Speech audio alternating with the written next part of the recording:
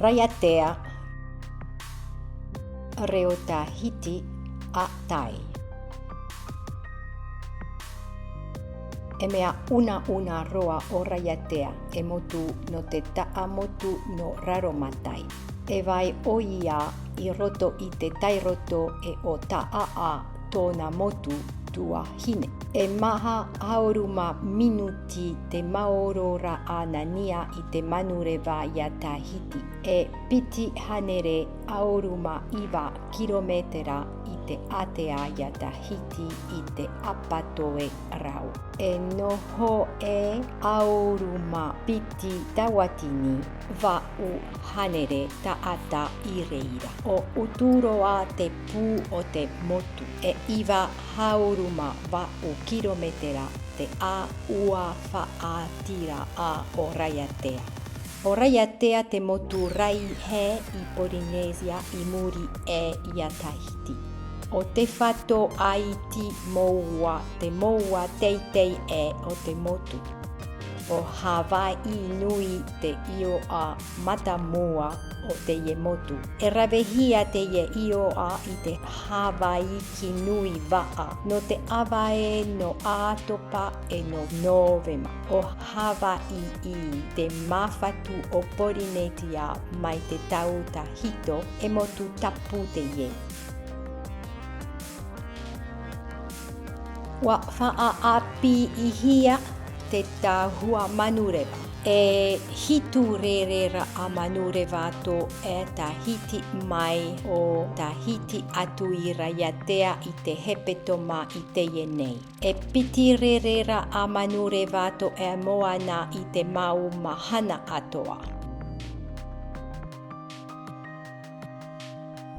E mea taataroa te pū o uturoa I te mau mahana atoa, te waira te mau whaere toa, te tāpeara a pahi, te mātete e te whaere oire. O tiare a petahi te tāpa o te motu te waira inia I te moua pāpu o te me hani raihi. Te vai atoara te hoho a o te tiare I mua I te whaere oire o uturoa. Te marae tapu atea.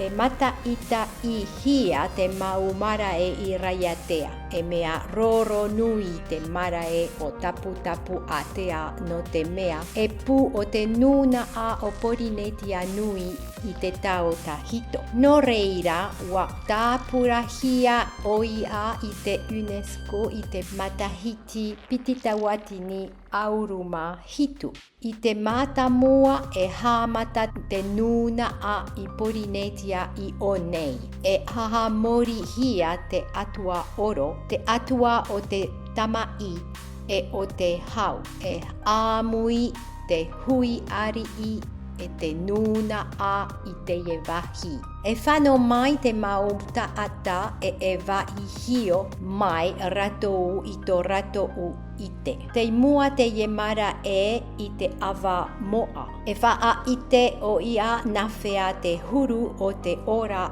raa I te māta mua. Te āua wha ite raua tupu I wha roa. No wha api noa hia hio nei te ie āua. Te I te tāpu whenua piri I te āna vai apo o mau I wha roa.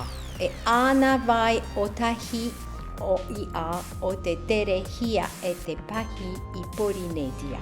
E toru tō mā pē tā te ie tāpū whenua. E mea whaha hia e te rupe o ia.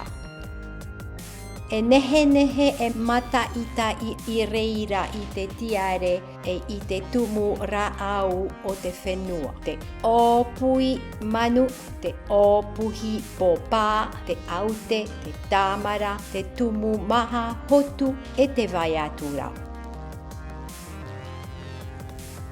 Te wahi mata ita I raa o whāroa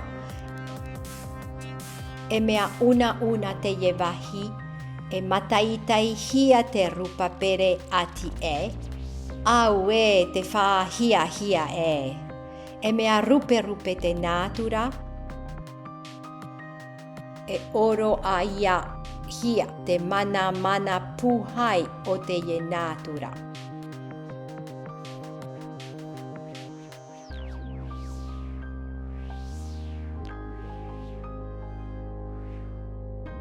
Te ori haere ra'a o te makaranga, e ori haere hia i te makaranga i te wahi mataitai ra'a o fa'a ro'a. Hoe hora te maoro ra'a o te ye ori haere ra'a e mea fifi ri'i ihoha rā i te pa'u ma'a ra'a i te ye wahi. Te rara e mea nehe roa te mataitai ra'a i o.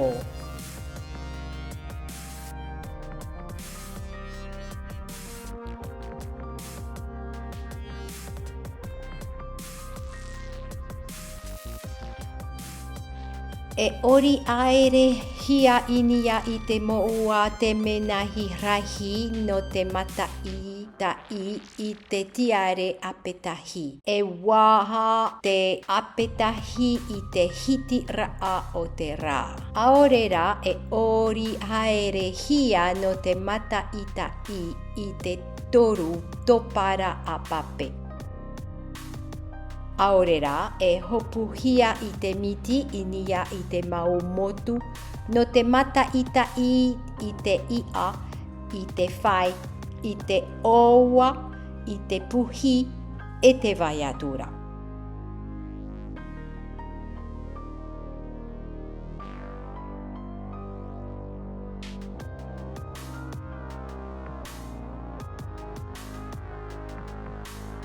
O Raiatea e wahi nehe roa i Raromatai no te wharerei e no te ora i te maumana o Porinetia. E wahi o tahi te reira e nehe e aparau i te reo Tahiti e te mau taata. Fatura a hohoa o Kotoba, www.kotoba.ch. Copyright Christine Finker.